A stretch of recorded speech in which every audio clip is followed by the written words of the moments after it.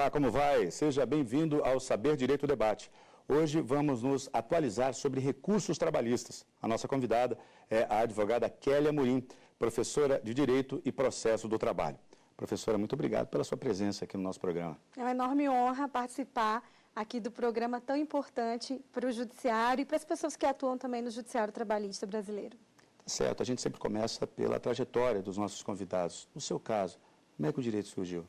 Bem, na verdade, eu sempre quis ser advogada, professora e autora de livro. Minha mãe, por exemplo, encontrou lá em Maceió, eu sou de Maceió, com 9 anos de idade, um diário que eu dizia exatamente isso. Eu vou ser advogada, professora e autora de livro lá em Brasília. Decidida já com essa idade? Com essa idade, 9 anos de idade, eu já sabia o que eu queria. E o que é que te inspirou tanto assim, professora, para chegar com essa idade e já ter essa certeza? Um filme? Era alguém especial? Algum parente, amigo? Minha família não tem ninguém do direito, né? Eram pessoas mais próximas, assim, como amigos da minha mãe, eram advogados, e aí eu fui vendo que realmente era aquilo que eu queria para a minha vida. E o caminho até a faculdade, como é que ele foi se construindo? Bom, eu sempre trabalhei com moda, com loja de shopping lá em Maceió, trabalhei 10 anos, que foi quem pagou meus estudos, né, com muito orgulho, e eu estava trabalhando e, ao mesmo tempo, fazendo faculdade, né? Isso me ajudou muito, principalmente na minha área, que é trabalhista, porque eu já conhecia os principais temas do direito do trabalho, né? Férias, 13º aviso prévio, entre outros. Então, eu resolvi ali atuar na área trabalhista desde muito cedo, né? Então, desde que eu entrei na faculdade, eu já sabia que eu ia atuar na área trabalhista. Então, a loja me deu esse subsídio de gostar da área trabalhista e também da persuasão que todo advogado deve ter, né, de saber falar, ali saber convencer.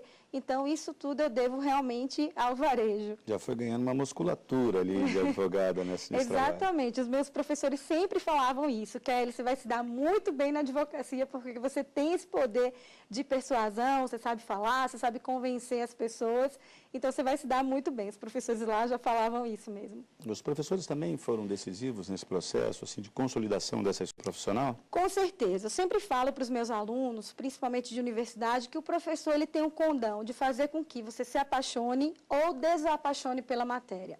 É impressionante a quantidade de pessoas que não gostam de determinadas matérias pela trajetória que tiveram na universidade, né? Então, o professor ele é primordial ali em um aluno gostar ou não da matéria.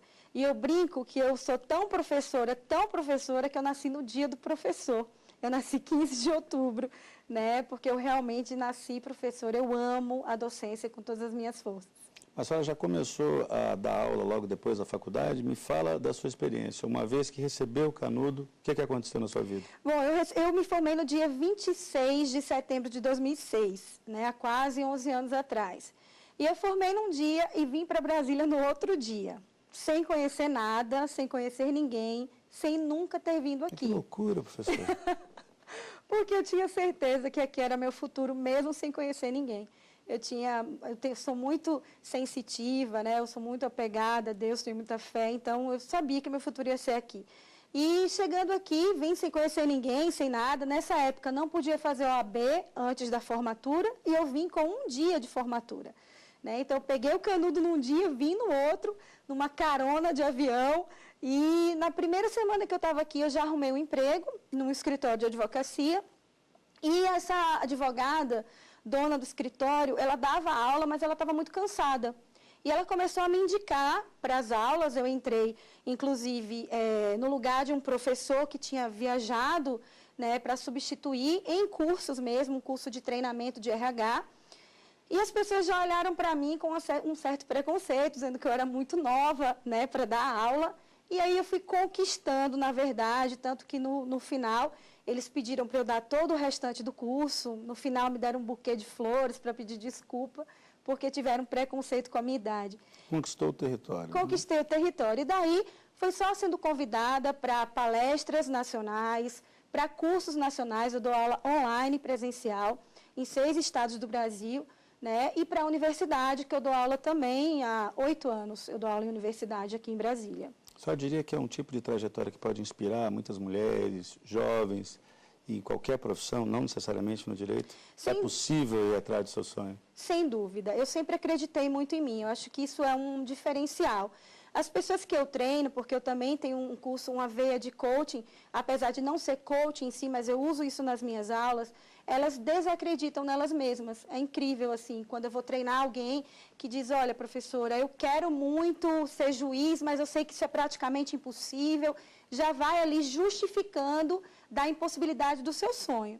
E eu acredito fielmente, e eu sou a resposta disso, da vida, que você pode ser absolutamente o que você quiser.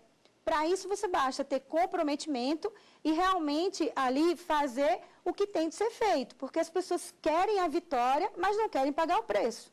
Lá em Maceió, por exemplo, na universidade, eu era taxada de louca, porque eu só vivia estudando. As minhas amigas dia de sábado iam para as boates, para os barzinhos, me ligavam e eu estava lá estudando. Nos livros. Exatamente, diziam, Kelly, a vida é muito curta, você pode morrer amanhã e estar estudando. Então, eu sempre aprendi que você deve dar valor ao caminho e não só à chegada.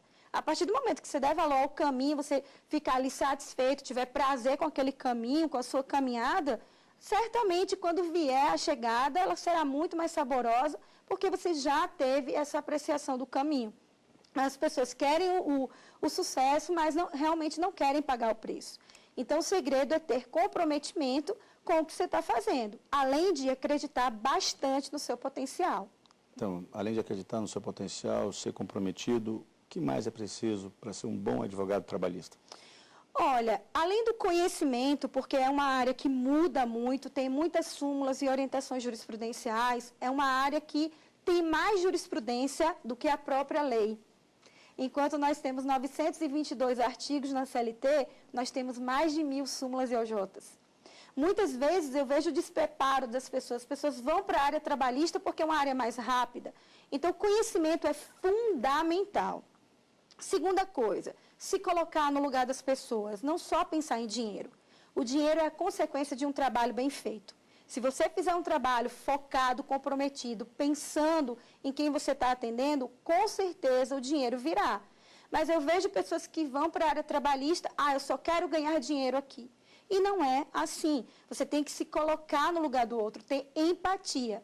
Tanto que quando os clientes me procuram, digo, Kelly, eu estou vários dias sem dormir, para com isso. O teu problema agora é meu, eu que tenho que resolver.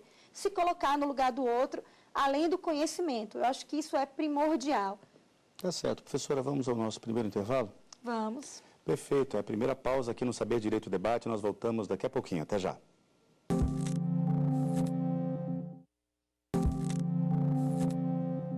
O Saber Direito Debate está de volta hoje com a advogada Kelly Amorim, professora de Direito e Processo do Trabalho.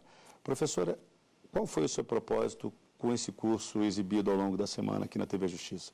Bom, nós falamos sobre os recursos trabalhistas, né, que é um meio de impugnação ali das decisões do judiciário. Geralmente as pessoas não aceitam o não, né? Assim, elas têm ali uma certa dificuldade em encontrar o não, a negativa pela frente. Então, os meios de impugnação ali são essenciais na sua compreensão para que haja esse remédio jurídico adequado para cada situação. Fora que os recursos, eles tiveram aí tanto uma mudança em 2014 com a Lei 13.015 e agora também com a reforma trabalhista, que é a Lei 13.467. Ela entrará em vigor agora em novembro de 2017 e ela mudou a questão tanto dos prazos, que agora serão, a partir de novembro, contados em dias úteis, que já é no CPC, como também no depósito recursal, que é uma garantia da execução para a interposição do recurso. Já entrando no assunto, né, com mais propriedade, a sentença pode ser executada mesmo pendente de recurso? Pode. A sentença ela pode ser executada mesmo na pendência de um recurso, quando esse recurso ele não tem o efeito suspensivo. O efeito suspensivo quer dizer, vai suspender a eficácia da sentença. Ele não é a nossa regra. A nossa regra é o efeito apenas devolutivo. Então, qual é a diferença entre eles? A diferença é que o efeito devolutivo devolve a matéria para o tribunal, mas a sentença pode ser executada mesmo na pendência de um recurso. Essa execução é uma execução provisória, ou seja, ela é precária, tudo pode mudar lá no recurso, mas pode executar. E essa execução, ela tem um limite, que é até a penhora. Então, ali, o bem garantiria a futura execução definitiva. Mas ela é precária, provisória, pode ser modificada através da decisão daquele recurso. Já o suspensivo, não. Que antes, a súmula 414 dizia que era por meio de uma ação cautelar, o TST mudou seu posicionamento para adequar o novo CPC e, dentro do próprio recurso, pode ter ali o pedido de efeito suspensivo desse recurso, que não é a regra. O judiciário tem bastante dificuldade em dar efeito suspensivo, porque aí suspenderia a eficácia da sentença e não haveria nenhum tipo de execução. Terminologia, professora, o que é o princípio da fungibilidade? Fungibilidade é trocar um recurso que tenha sido interposto de forma errada por um certo. Então, teve uma decisão, eu interpus um recurso errado. Pode ser que o judiciário troque aquele errado pelo certo, aceite o errado pelo certo. Eu já interpus o errado. Ah, Kelly, você interpôs o errado, mas eu vou receber como certo.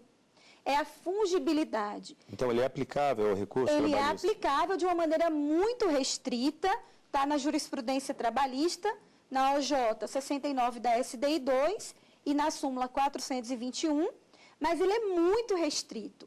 Para que haja o princípio da fungibilidade, ou seja, trocar o errado pelo certo, aceitar o errado como certo, é preciso que haja uma dúvida objetiva, uma inexistência de erro grosseiro e o prazo seja compatível entre o errado e o certo.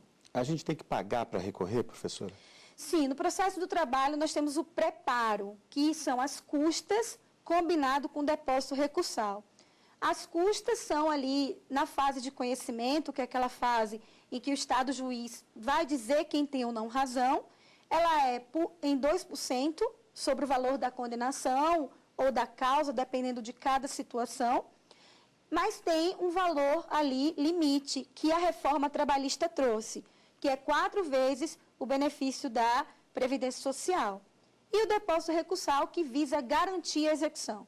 Ele não tem natureza de taxa, não tem natureza de imposto, ele está ali depositado judicialmente, pela reforma também mudou, para garantir a execução. Ou seja, quando chegar à execução, aquele dinheiro que já foi depositado será utilizado. Existe um prazo para entrar com o recurso trabalhista? Sim. Em regra, os prazos ali é uma unanimidade praticamente de 8 dias. A única exceção é o embargo de declaração, que são 5 dias para a sua oposição. O restante dos recursos, recurso ordinário, de revista, embargos ao TST e os agravos, eles têm prazo de 8 dias, enquanto que os embargos de declaração, 5 dias. E é preciso um advogado para isso? Em regra, não. Isso se chama jus postulandi. Na Justiça do Trabalho não precisa de advogado para ajuizar a ação ou para se defender. E também para interpor recurso. Mas existe um limite. Isso está previsto no artigo 791 da CLT e da súmula 425. A súmula vai dizer que os recursos na vara e no TRT podem ser sem advogado, mas no TST, não.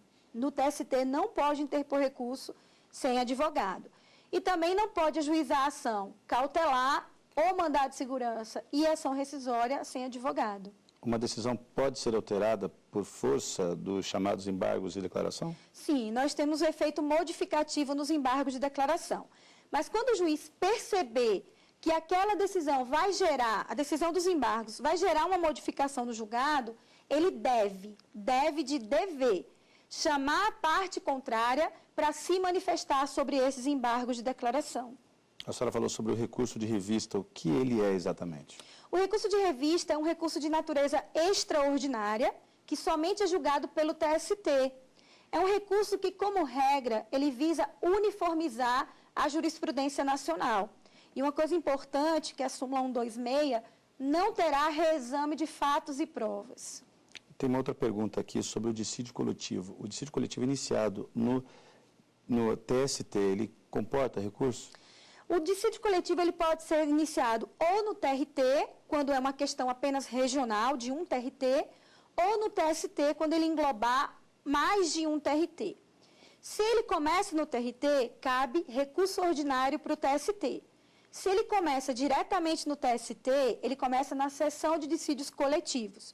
Se essa sessão não for unânime, caberá um recurso que se chama embargo infringente para a própria SDC em 8 dias. Cabe agravo regimental de decisão colegiada? Não cabe, porque o agravo regimental é um recurso especificamente de tribunal, mas de decisão monocrática. Orientação jurisprudencial 412, da SDI 1.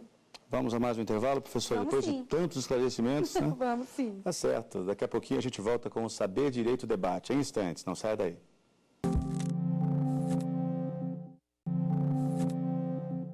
Voltamos com o Saber Direito Debate. A nossa convidada é a advogada Kélia Amorim, professora de Direito e Processo do Trabalho. Nós estamos falando de atualização sobre recursos trabalhistas. E agora os livros trazidos aqui pela nossa convidada. O primeiro é de autoria própria, o TST de A a Z, súmulas e orientações jurisprudenciais do TST, organizadas alfabeticamente por tema.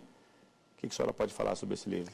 Bom, esse livro nasceu da necessidade de entender as súmulas e OJs, que, como eu falei para você, ultrapassa 1000, mais do que a própria legislação trabalhista, por ordem alfabética e por tema. Então, por exemplo, todas as súmulas sobre recursos, que é o nosso tema, estão compiladas aí no nosso livro na letra R. Então, como que alguém que está atuando na Justiça do Trabalho vai compreender que várias súmulas se aplicam ao recurso?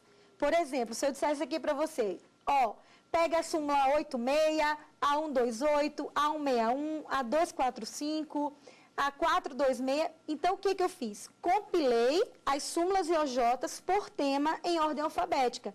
Inclusive, esse livro pode usar até mesmo na segunda fase do exame de ordem. Né? Então, uma vitória aí da jurisprudência, porque pode o candidato ou a candidata levar para o exame de ordem. Esse é um dos livros da minha autoria. É quase um beabá, né, desse tema, né? Exatamente, é um beabá das súmulas e OJs, bem mastigado. Tá certo, a senhora trouxe também aqui mais um livro, este de Gustavo Felipe Barbosa Garcia, Curso de Direito Processual do Trabalho. O que a senhora pode falar desse livro? Isso. Esse é um livro mais genérico, ele fala do processo do trabalho, não só sobre recursos trabalhistas.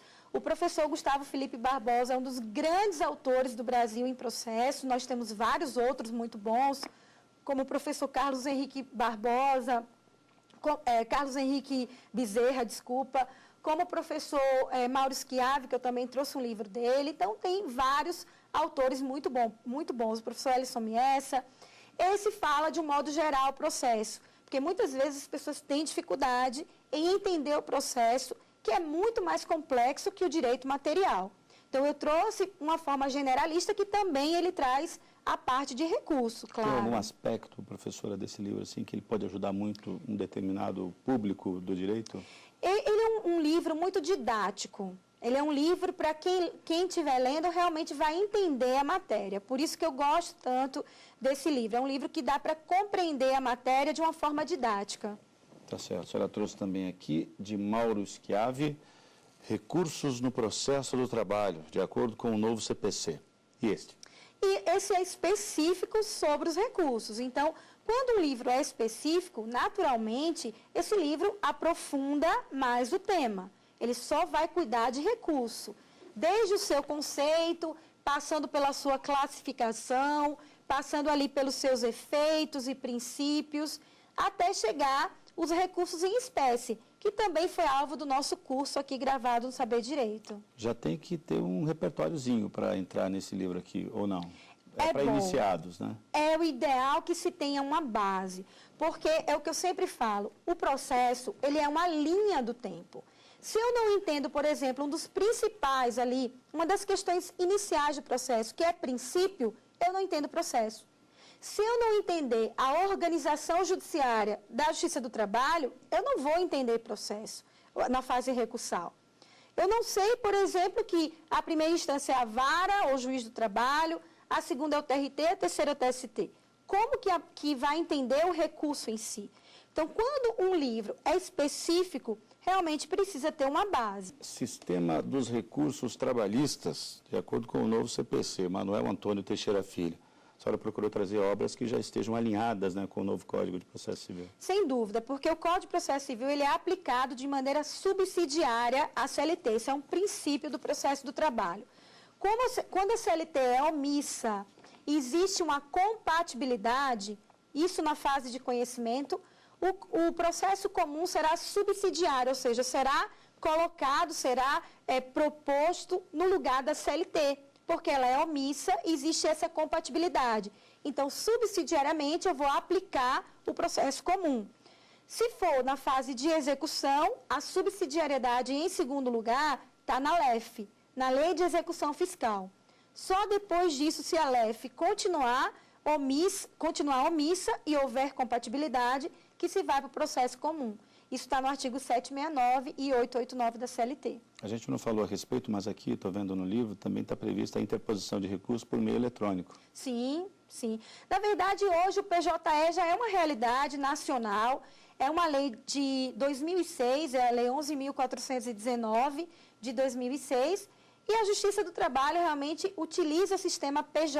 Então, o recurso ele é interposto de forma eletrônica. A gente também tem uma questão aqui ligada à terminologia, porque são dos grandes momentos do Saber Direito Debate, né? Pelo menos para mim, né? Não sei se para o público Sem que dúvida. acompanha, que eu fico muito curioso com essas expressões, e mais uma me chamou a atenção. O que é uma decisão interlocutória? Ótima pergunta. Palavrão, né? Decisão interlocutória. É verdade. Decisão interlocutória é uma decisão dentro do processo, mas que não é uma sentença. O juiz decide algo. Então, você vai lá numa audiência e diz, excelência, por favor, faça perícia. Não faço. Isso não é uma sentença, ele não está decidindo mérito ou sem mérito. Ele está decidindo algo. Então, sempre que houver uma decisão, mas que não for uma sentença, é uma decisão interlocutória. A sentença ela vai extinguir o processo com mérito, quando o juiz enfrenta a matéria, ou sem mérito, quando ele fica ali só nos requisitos processuais, sem adentrar no mérito. Então, por exemplo, uma petição inicial sua, pedindo 13º, férias e aviso prévio. O juiz diz assim, olha, a sua petição não está liquidada, precisa de liquidar os pedidos. Cadê os valores? Eu não vou julgar.